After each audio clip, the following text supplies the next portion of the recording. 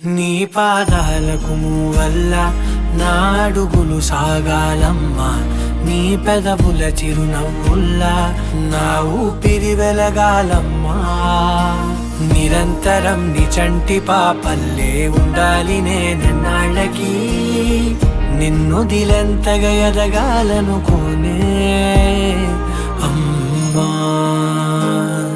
అణువణువణు నీ కొలువే అమ్మా.